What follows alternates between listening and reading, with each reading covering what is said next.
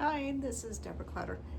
I am going to be working on a little project here, and this is going to be a quilt that I'm going to do on my long arm, and I need it for our quilt show, and we're looking for a Harley quilt to put in the Harley business window. I don't really have enough time to make a t-shirt quilt. I am going to try to make it on my long arm. So I have my pile of batting scraps, and I'm just going to use scraps, and I have a flannel back, and however big the flannel is, that's how big the quilt's going to be. I'm ready to get started, and I have some t-shirts already cut out. These are my husband's old t-shirts, and some of them are pretty old. And I'm going to use these. I just cut them into like little blocks, and I am not going to use any interfacing on them, and we'll see how it goes. So I also have some fabric, some different types of motorcycle fabric I can use, and then I have some more. I have this one also, and these are just yardage. To get started, we're just going to take a piece of fabric, and I have to make sure I give myself some room on the sides. So about there, I'm going to lay this piece of fabric, maybe something like that. Try a piece of white, like that. And then keep your iron close by, something like that maybe. Just try putting this over here. That one needs ironed, so let's try this one. Maybe we can get it in kind of a straight line. All right, so it's looking pretty good. I think I want another one. I don't want it exactly on the edge, so I'll just set it right here. And so, yeah, these are not exactly straight or anything like that. Let it overlap like that.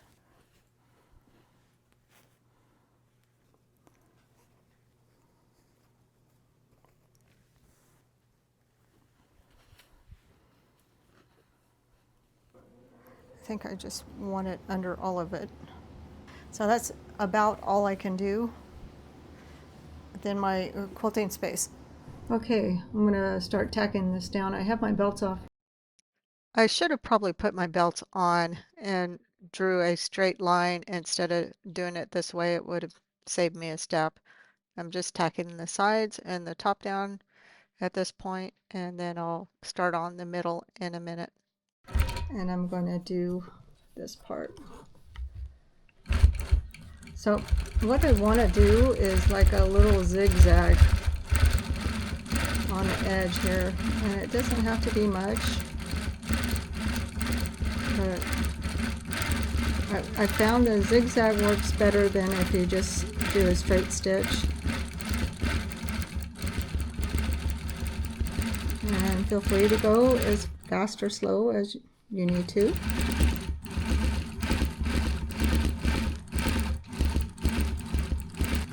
So the first one I made, I didn't use a zigzag, and there's a lot of fraying, and so I think the zigzag works better. We are going to put some couching on this over these seams,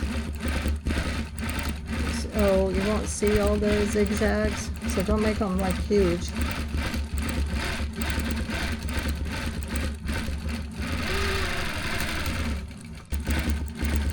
Now, these stitches will show up on the back of your quilt.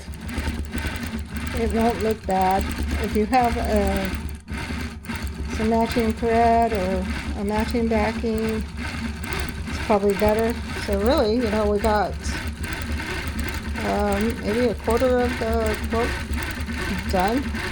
And I just have to tack it down, and we just roll the quilt and keep on putting fabric and blocks. And you can put regular, you know, orphan quilt blocks if you want.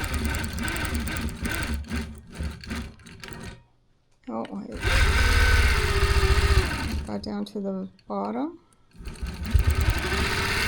So I'll just go with the straight stitch.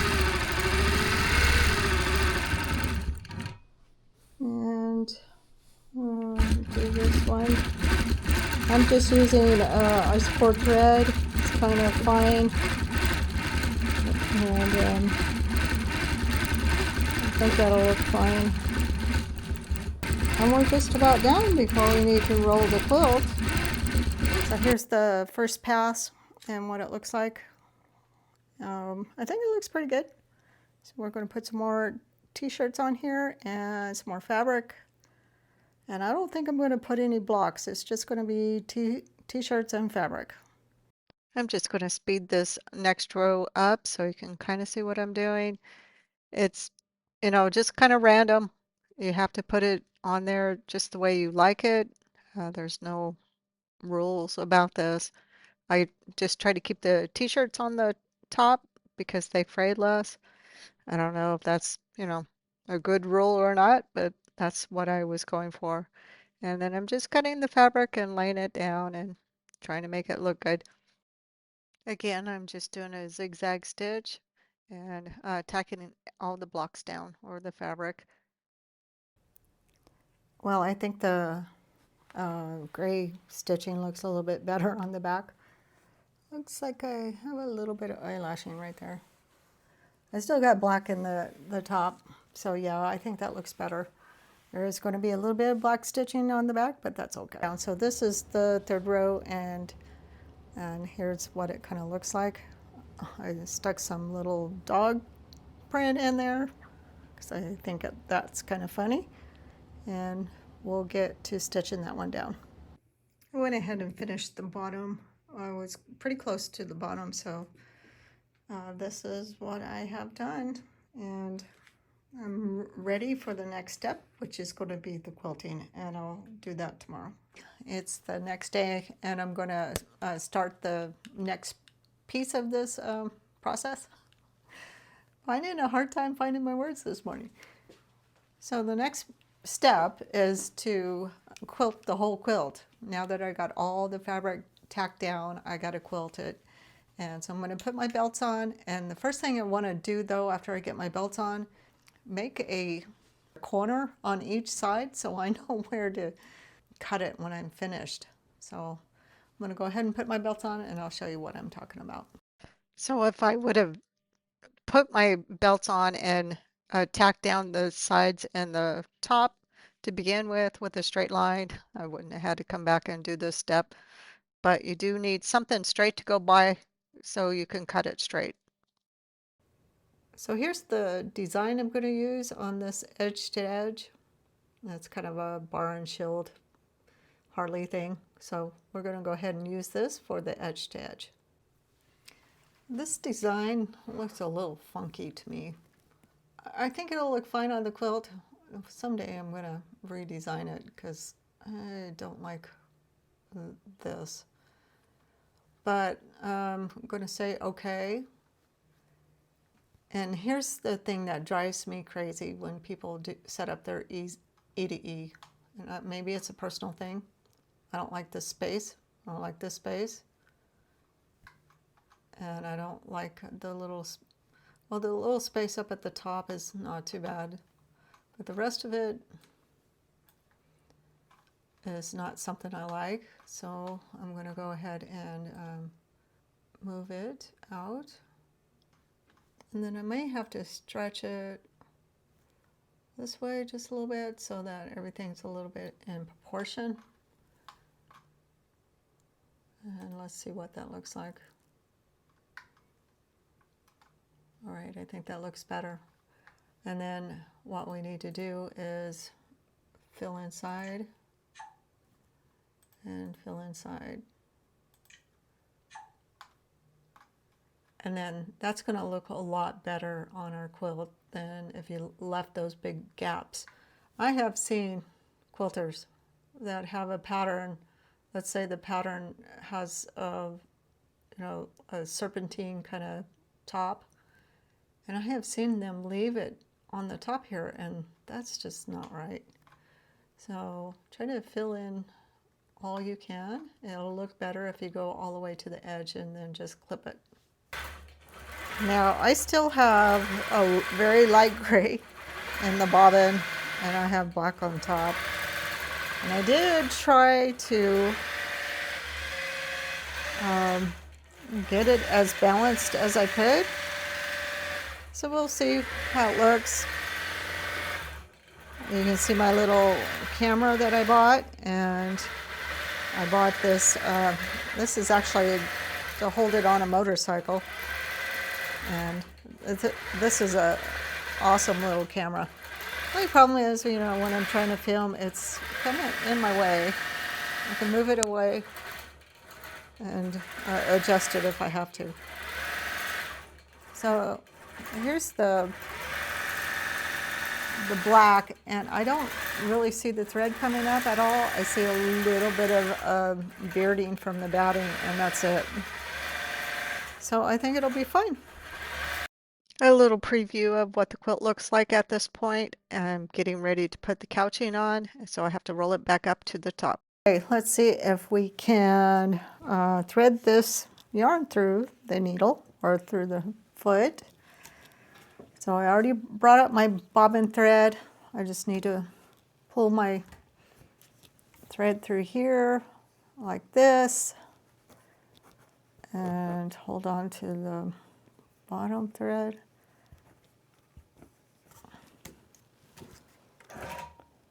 And then pull it through.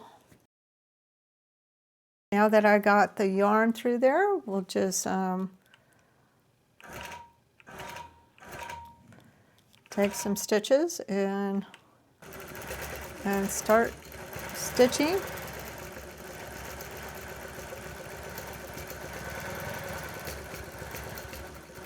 So I actually like being able to do it a couple of passes, just so that I can make sure that it covers my seam all the way. So I'm just going to go straight till I can't go straight anymore. And then I'm going to go up this way. And then I'm going to come back down and just stitch right next to it. Same here. Go all the way down, trying to cover up all the zigzag that I did.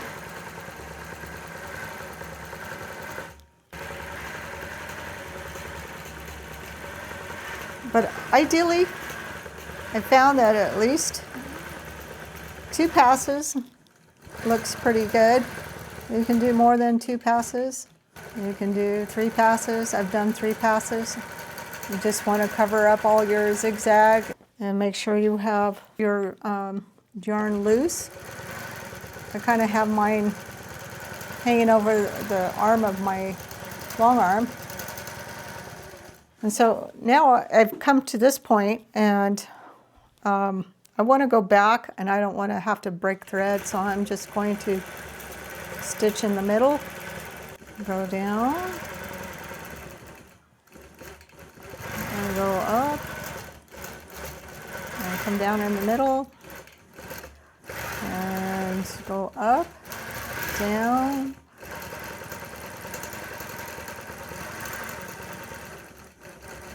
and I want to go back down here.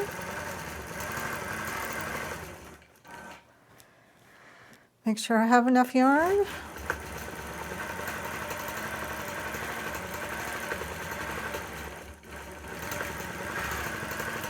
I actually think it looks better with at least 2 passes. You can decide what you want to do. Some of them are going to have 3 passes probably, because we have to decide on how to get to the next piece. So this will obviously have 3 passes. I really don't know how long it took me to do the couching. It didn't seem like it took very long, maybe an hour. I don't know for sure. It's really not a hard process, and it's actually kind of fun. Just gotta figure out, how to get from one place to another. And sometimes you have to go over 3 times and, you know, figure it out. So I'm going to come up to a point here where the yarn has a little bit of a knot in it, and I'll show you how I deal with that knot. This happened to me actually twice when I was doing this quilt. So some of these yarns you buy will have little knots to join them together.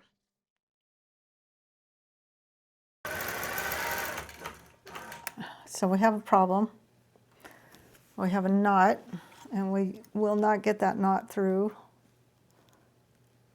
So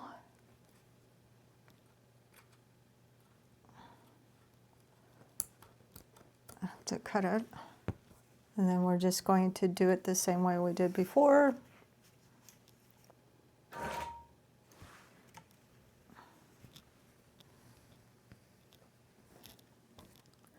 Pull it through there.